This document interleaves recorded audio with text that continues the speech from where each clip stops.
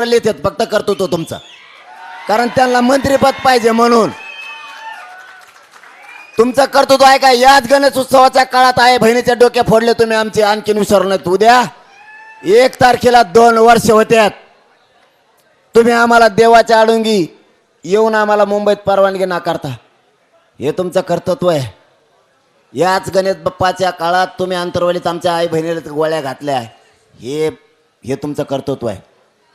तुमचं कर्तृत्व फडणवीस साहेब, शेतकऱ्याला कर्ज माफी करून म्हणणारा माणूस, मतदान घेतलं आणि माफ नाही केलं, हे कर्तृत्व आहे तुमचं.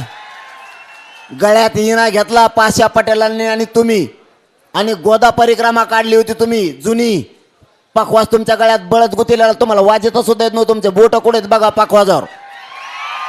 पखाजाच्या खालच्या बाजूला आहेत. पखाज खालून नसतो वाजत, वरून वाजत असतो.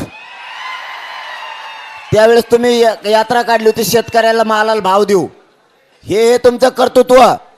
नंतर तुम्हाला पखाज वाजत देण्यात तुमच्या गळ्यात टाळ दिला. टाळाचे ठोके मोजा फक्त तुम्ही कसे. टाळाचे ठोके कोणत्या अभंगावर, कोणत्या चरणावर, 2 द्यायचे का 3 द्यायचे बाबा, बरोबर का? हे नियम असतो. तुम्ही जे टंकळाक टंकळाक टंकळाक वाजायला सुरू केलं,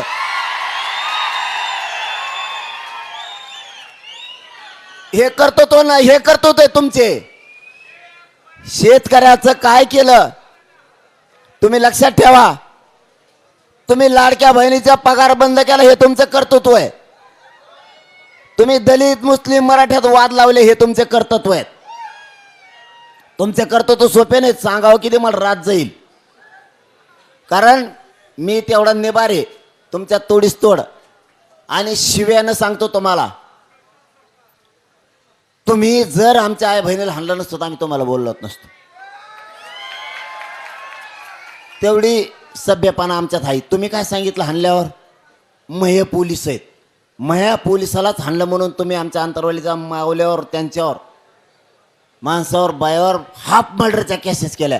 देवात हे करतो तो कोणाच्या पोटी येऊन ओरिजिनल पोटी जन्मलेला माणूस नाही करू शकत. ओरिजिनल पोटी आलेला माणूस हे ओरिजिनल कर्तव्य करणार की पोलिसांनी हाणलं नाही याला जेलात जाऊ द्या. तर ते म्हणते मया पोलिसाला हाणलं म्हणजे पोलिस तो आहे का जनता आहे? तुझी जनता असली पाहिजे.